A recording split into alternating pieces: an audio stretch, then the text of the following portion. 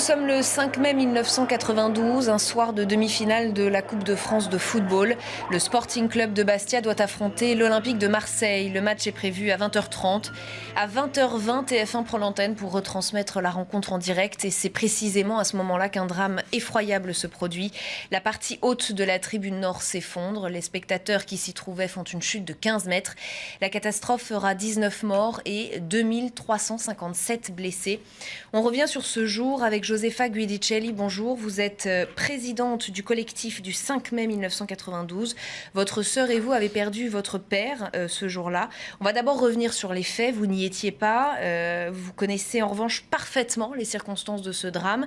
En fait, dès 19h, plusieurs responsables de la sécurité s'inquiètent déjà de voir la tribune bouger.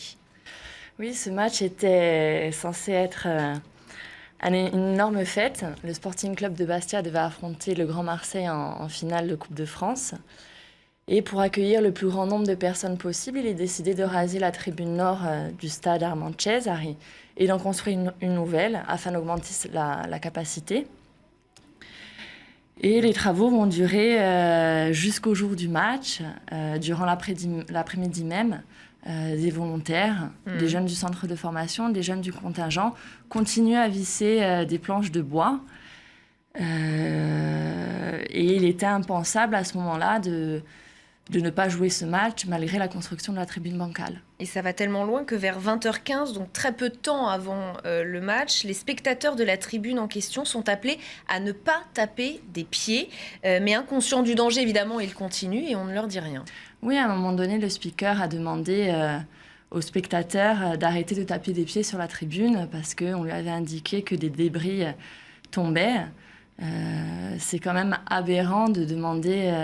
c'est quand même aberrant une telle demande, sachant que des spectateurs sont censés être en totale sécurité dans un stade. Donc oui, à un moment donné, le speaker a demandé aux spectateurs d'arrêter de taper des pieds. Et alors, la veille du match, une commission officielle juge le niveau de sécurité très insuffisant. Donc là, c'est très officiel. Que se passe-t-il ensuite et pourquoi le match est-il maintenu, d'après vous ? Oui, la commission de sécurité s'est réunie à plusieurs reprises, et ce, même le jour du match. Plusieurs dysfonctionnements ont été relevés. Le niveau de sécurité a été jugé très insuffisant. Mais malgré ça, les travaux ont continué.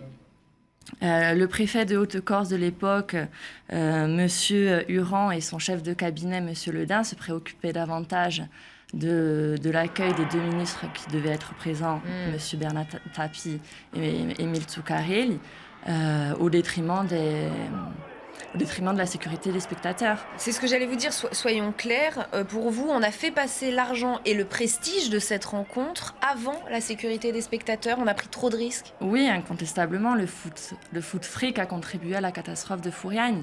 À l'époque, les dirigeants du Sporting Club de Bastia rencontraient certaines difficultés financières et ils ont privilégié le renflouement des caisses au détriment de la sécurité des spectateurs.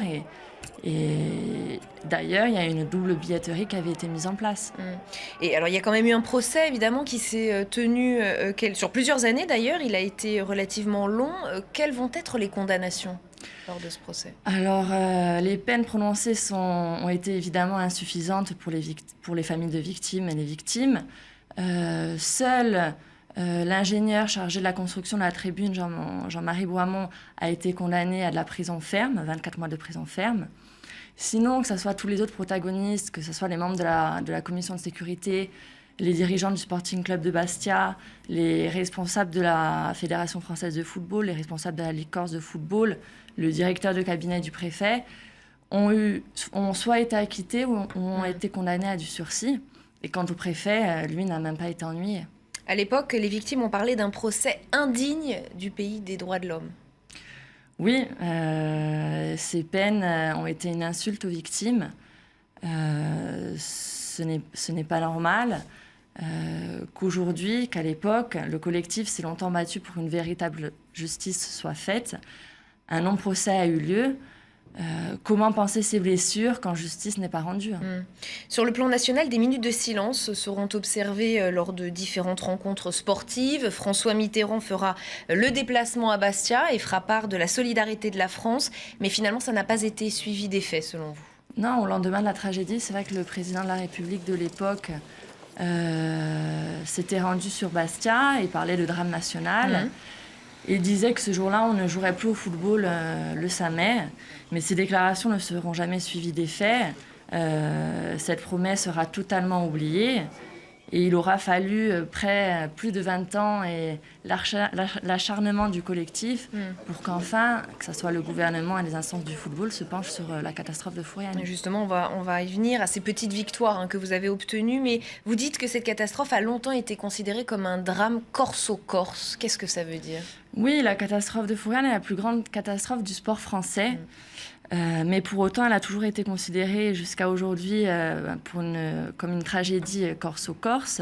La Ligue de football professionnelle n'a jamais pris en considération les victimes et cette catastrophe comme elle le devait. Il faut savoir que malgré de nombreuses réunions entre le collectif et la Ligue de football professionnelle, elle a quand même acté le fait que le jour du 5 mai, on ne jouerait pas en Corse et seulement en Corse.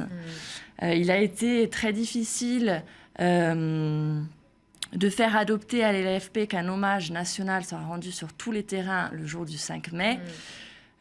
C'est vrai qu'on ne comprend pas ce blocage vis-à-vis de la Ligue de football professionnelle. Alors en mars dernier, le drame a été reconnu catastrophe nationale.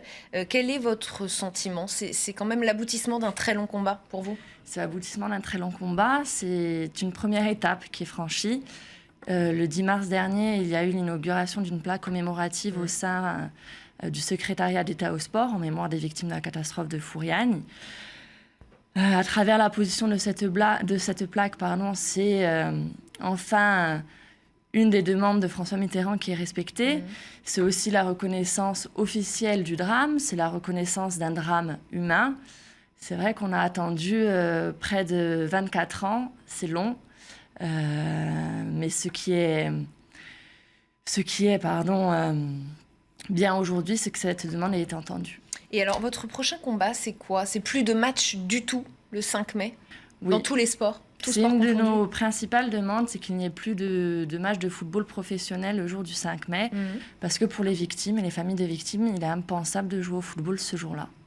Josefa Guidicelli, si je vous demande de terminer cette phrase, le 5 mai 1992, c'est le jour où ? Que me répondez-vous ? C'est le jour où j'ai perdu mon père.